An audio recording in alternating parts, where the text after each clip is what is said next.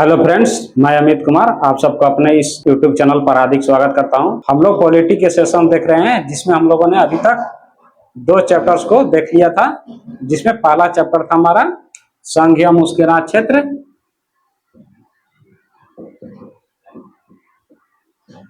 राज्य क्षेत्र, ये आता है हमारा अनुसूची 1 के अधीन, भाग 1 के अधीन और आर्टिकल्स 1 से लेकर 4 के बीच। इसके बारे में हम लोगों ने देखा था पहला चैप्टर में।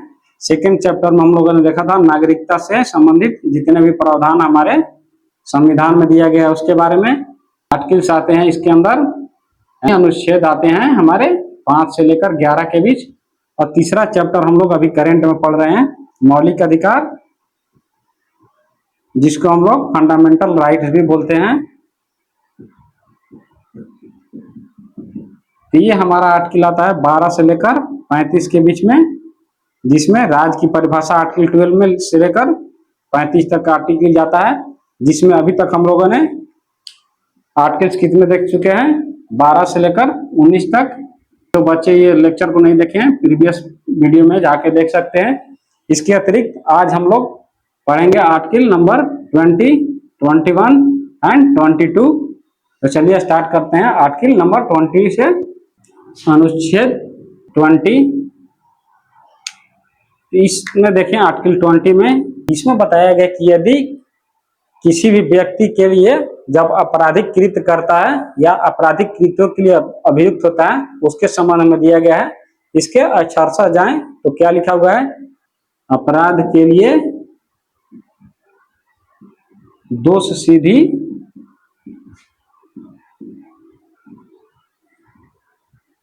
के संबंध में संरक्षण ये प्रदान करता है आर्टिकल नंबर 20। ये ऐसा आर्टिकल है जो आपातकाल के दौरान भी समाप्त नहीं होता है। जब हम लोग आपातकालीन प्रावधान पढ़ेंगे उस समय भी इस आर्टिकल को देखेंगे। ये आर्टिकल हमारे लिए क्यों इम्पोर्टेंट हो जाता है। और आर्टिकल नंबर 21 ये काफी इम्पोर्टेंट आर्टिकल है जो आपातकालीन प्रावधान जब लागू होते हैं देश में तब भी ये इसको सस्पेंड नहीं किया जाता। अब इसमें देखिए आज अपराध के लिए दोष सिद्धि के संबंध में संरक्षण प्रदान करता है।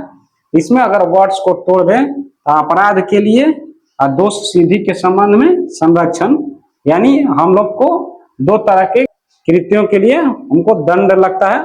ये दंड के दो प्रकार हो जाते हैं, एक अपराध के लिए आपका और दूसरा हो जाता है सिविल और कर संबंधित प्रावधान।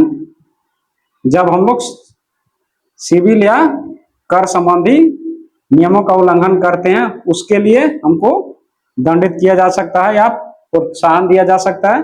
और अपराध के लिए हम लोग को दंडित किया जा सकता है जब कोई व्यक्ति आपराधिक कृत्यों में संलिप्त पाया जाता है, जब वो दोषी करार किया जाता है। तो यही आर्टिकल नंबर 20 बताता है कि अपराध के लिए, यानी हम स्पेशली इस आर्टिकल में अपराध के लिए संदर्भ में हम लोग पढ़ेंगे, जिसमें ये आर्टिकल बताता है कि कोई भी व्यक्ति है वो दो प्रकार का हो सकता है।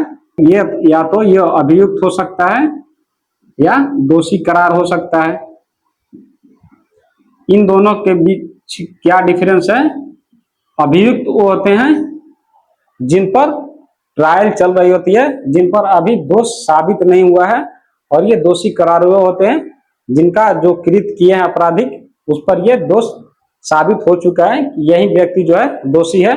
तो उन दोनों के लिए क्या बोलता है कि कोई भी व्यक्ति जो अभियुक्त है या दोषी करार है, चाहे वो नागरिक हो, चाहे वो कानूनी व्यक्ति हो या परिषद का कानूनी व्यक्ति हो, इसके अलावा विदेशी भी हो सकता है, उसके विरुद्ध मनमाने और अतिरिक्त दंड के प्रावधान से ये संरक्षित करता है। उसके विरुद्ध ये हमको अधिकार प्राप्त है।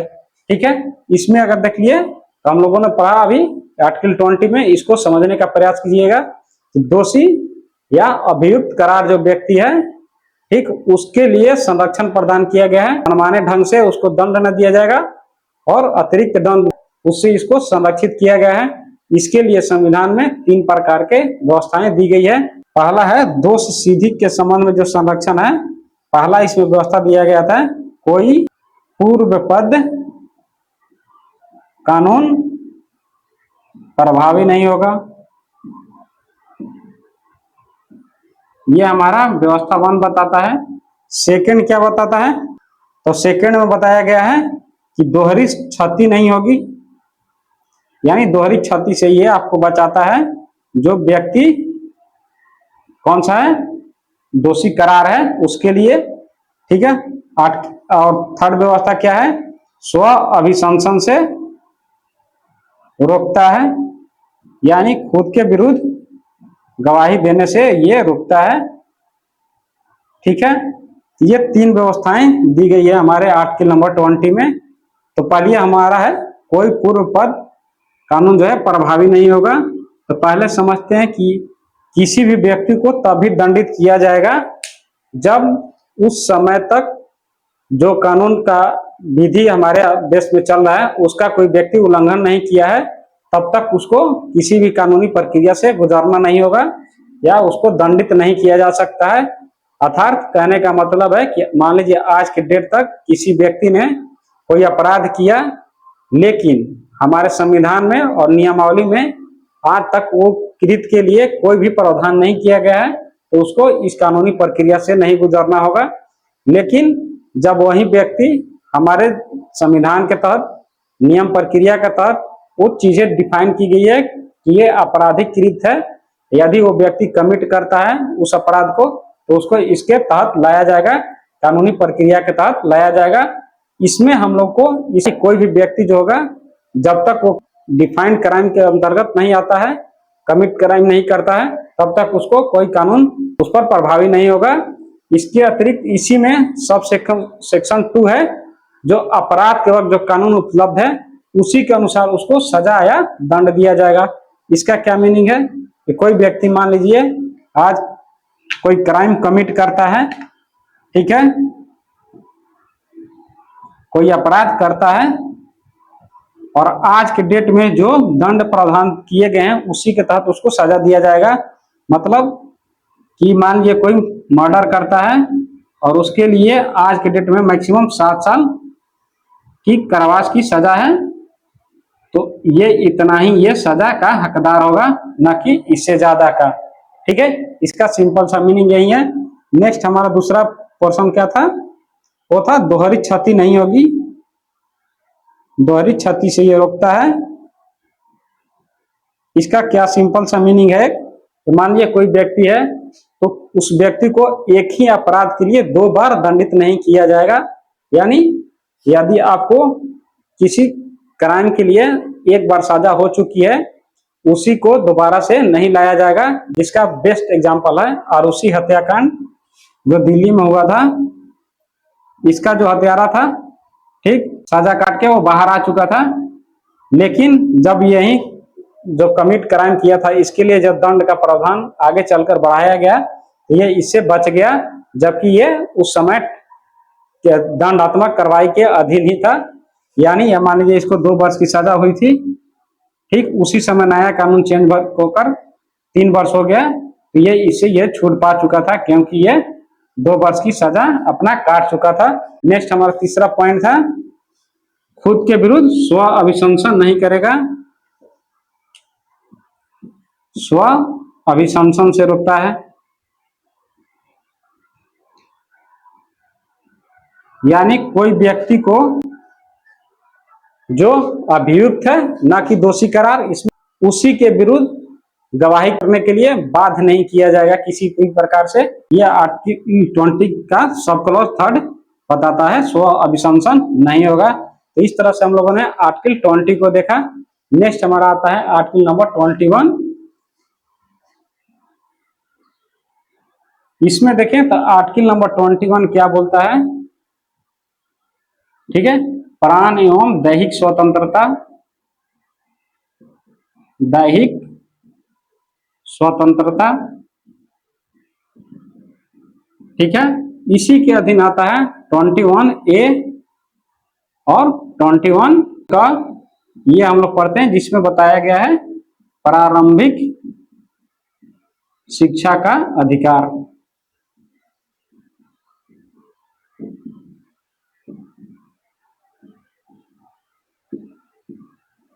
इन सब आर्टिकल्स को समझने के लिए आपको थोड़ी अटेंशन की जरूरत पड़ती है। तो आप लोग से उम्मीद है यदि यहाँ तक आपने वीडियो देखा है तो यहाँ भी बने रहें और ध्यान पूर्वक समझेंगे तभी समझ आएगा, नहीं तो आपसे केवल वन डे एग्जाम वाला क्वेश्चंस बनेंगे जिसमें केवल आर्टिकल्स में पूछ दिया जाता है इस आर्टिकल में क्या लिखा हुआ है, या ये दे दिया जाएगा कि प्राण और दैहिक स्वतंत्रता कौन से आर्टिकल से संबंधित है।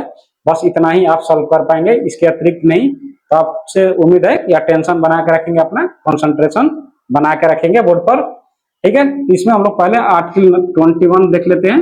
इसमें बोलता है प्राण एवं दैहिक स्वतंत्रता।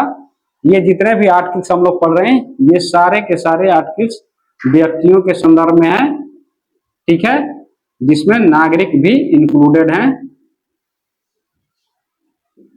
नागरिक भी आते हैं, यानी नागरिक प्लस विदेशी या कानूनी कोई परिषद का व्यक्ति है उसके लिए भी ये नियम कानून लागू होंगे।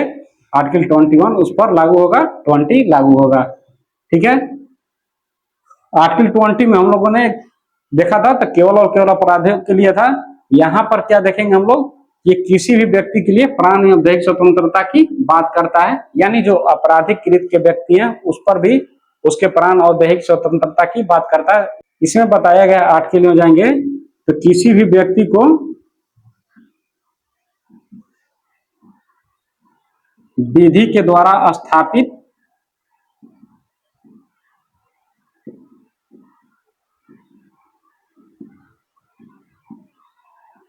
प्रक्रिया के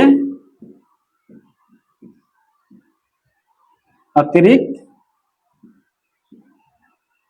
उसके प्राण और दैहिक स्वतंत्रता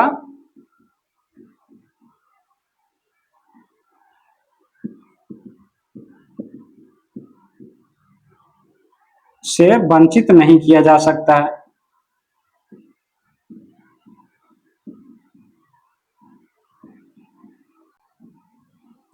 इसका सिंपल सा मीनिंग है कि किसी भी व्यक्ति को उसके प्राण और दैहिक स्वतंत्रता से तभी वंचित किया जा सकता है जब वो विधि द्वारा स्थापित प्रक्रिया के द्वारा ही किया गया हो। इसमें बहुत सारे ऐसे मामले आए हैं जिस पर सुप्रीम कोर्ट सूक्ष्मतम से सूक्ष्मतम और बृहद पैमाने पर इसके फैसले सुनाए हैं। तो चलिए हम लोग दो फैसले के बारे में जानते हैं जो महत्वपूर्ण है हमारे लिए। पहला मामला था गोपालन मामला जो आया था 1950 में। इसमें सुप्रीम कोर्ट क्या जजमेंट देता है कि जजमेंट यह देता है कि कोई किसी भी व्यक्ति को प्राण और दैहिक स्वतंत्रता किससे संरक्षित है, तो ये केवल और केवल कार्यकारी प्रक्रिया के विरुद्ध है, न कि विधायी प्रक्रिया के विरुद्ध। यह आर्टिकल 21 का जब जजमेंट हो रहा था एन गोपालन मामले में तो सुप्रीम कोर्ट ने ये अपना निर्णय सुनाया था कि किसी भी व्यक्ति को प्राण और दैहिक स्वतंत्रता जो है केवल कार्यकारी प्रक्रिया के विरुद्ध है, न कि विधायी प्रक्रिया के विरुद्ध। इसी का तरह देखें एक और मामला आया था जिसको बोलते हैं हम लोग मेनका गांधीवाद 1978 में।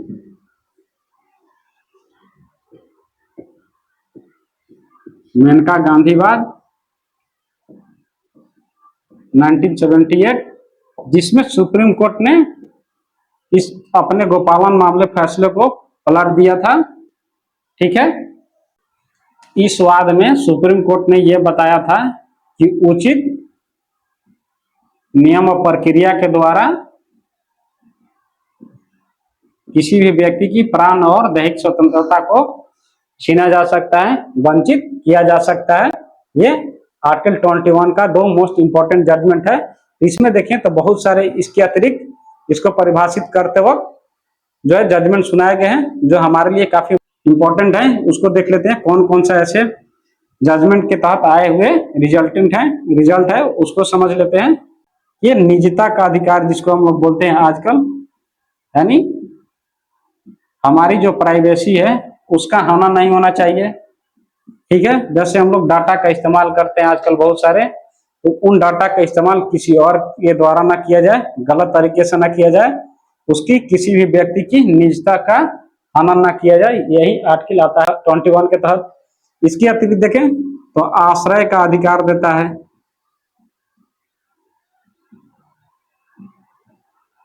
निःशुल्क शिक्षा का व्यवस्था करता है, निःशुल्क कानूनी सहायता पाने का अधिकार इसी के तहत प्राप्त होता है।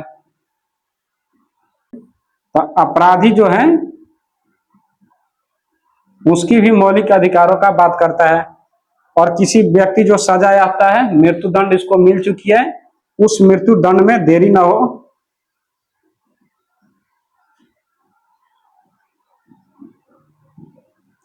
इसका भी प्रावधान इसी आर्टिकल के तहत किया गया है। यह किसी भी व्यक्ति को गिरफ्तारी और निरोध से संरक्षण प्रदान करता है। गिरफ्तारी दो प्रकार की होती है, कौन कौन सी? एक होती है निवारक निरोध,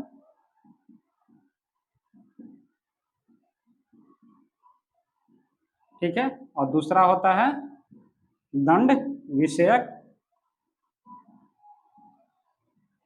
ये दो हमारे गिरफ्तारी के प्रकार हैं, जिसमें एक होता है निवारक निरोध विषयक और दंड विषयक, जो ये होता है कठोर, ठीक है। अब इन दोनों को समझने का प्रयास करते हैं। निवारक निरोध किसको बोलते हैं? तो इसके तहत निवारक निरोध में ये होता है कि कोई भी व्यक्ति कोई पहले से क्रिमिनल है या किसी भी प्रकार का सजा याफ्ता है, तो वो यदि बेल पर बाहर होता है या किसी भी तरीके से वो जेल से बाहर है, यदि वो सजा काट भी चुका है, तो जब भी हम सरकार को ऐसा महसूस होता है कि इसके कारण इन फ्यूचर किसी भी प्रकार का ऐसा सामाजिक तनाव पैदा किया जा सकता है या समाज में किसी भी प्रकार का ऐसा कृत्य किया जा सकता है जिसके कारण समाज पर बुरा असर पड़ेगा, तो उसके लिए उसको पहले ही गिरफ्तार कर लिया जाता है या उसको नोटिस दे दी जाती है कि आपको इसके तहत आपको डेली थाने में जाकर आपको रिपोर्ट करना होगा। जैसा हम लोग जब भी हमारे देश में इलेक्शंस होते हैं तो आप लोग इसको जाकर अपने एरिया में भी चेक कर सकते हैं कि जब विधायक का इलेक्शन हो, मुखिया का इलेक्शन हो या किसी भी प्रकार का इलेक्शन होता है, तब उस समय जो उस एरिया के जितने भी क्रिमिनल्स हैं जो सजा याफ्ता थे या सजा भुगत चुके हैं, उनको पुलिस के द्वारा बुलाया जाता है कि आप आकर डेली अपना कानून के समक्ष हाजिरी दें। तो इसका है निवारक निरोध का मतलब कि किसी को क्राइम करने से पहले ही उसको इस प्रकार से हैंडल किया जाए कि वो क्राइम कमिट न कर पाए, ठीक है। और दंड विषयक वो है जिसपे किसी व्यक्ति को दंड दिया जा सके। ये दंड विषयक वो भी होता है जो व्यक्ति अपना दोष जो है स्वयं स्वीकार कर चुका है या कोर्ट इसको दोषी करार दे चुकी है, कोर्ट से दोषी करार है, तो ये दंड विषयक गिरफ्तारी होता है। इस सब चीजों के बारे में आर्टिकल 22 में मेंशन किया गया है। इस तरह से हम लोगों ने आर्टिकल नंबर 20, 21 और 22 को देखा। तो इसमें आप लोग को कहाँ पर डाउट आ रहा है आप लोग कमेंट सेक्शन में अपना मेंशन कर सकते हैं। मिलते हैं नेक्स्ट वीडियो में, तब तक के लिए बाय, जय हिंद।